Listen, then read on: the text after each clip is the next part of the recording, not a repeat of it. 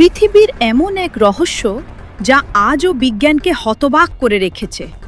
ভাবুন তো, বিশাল বিশাল পাথর, কোনো মানুষ ঠেলছে না, কোনো গাড়ি টানছে না, তবুও তারা নিজেরাই চলতে শুরু করে মরুভূমির বুকে। আর সবচেয়ে ভয়ঙ্কর বিষয় হলো, আজ পর্যন্ত কেউ এই পাথরগুলোকে চলতে দেখতেই পারেনি। কিন্তু সকালে দেখা যায় মাটির উপর কয়েকশো ফুট লম্বা দাগ, যেন রাতের অন্ধকারে কেউ অদৃশ্য শক্তি দিয়ে এগুলো সরিয়ে দিয়েছে। এটা কি শুধুই বিজ্ঞানের রহস্য, নাকি মহান আল্লাহর এক অদৃশ্য কুদরত?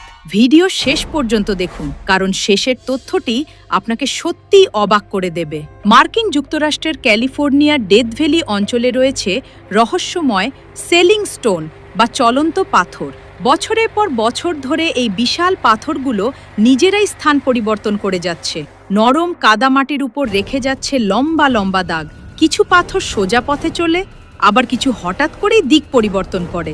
এমনকি পাশাপাশি চলতে থাকা দুটি পাথর আচমকা দুই দিকে মোড় নেয়, যা মানুষের পক্ষে করা প্রায় অসম্ভব। 1948 সাল থেকে বিজ্ঞানীরা এই রহস্যের সমাধান খুঁজছেন। কেউ বলেছে বরফের কারণে পাথর সরে যায়, আবার কেউ বলেছে তীব্র বাতাস আর পিচ্ছিল কাদামাটির কারণেই এমনটা ঘটে। কিন্তু আজ পর্যন্ত কেউ শতভাগ নিখুঁত ব্যাখ্যা দিতে পারেনি।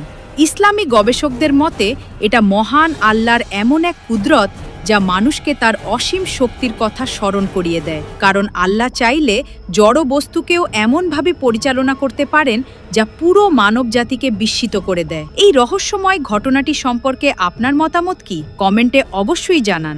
ভিডিওটি ভালো লাগলে লাইক দিন, বন্ধুদের সাথে শেয়ার করুন এবং এমন রহস্যময় ভিডিও আরও দেখতে চ্যানেলটি সাবস্ক্রাইব করে পাশে থাকুন।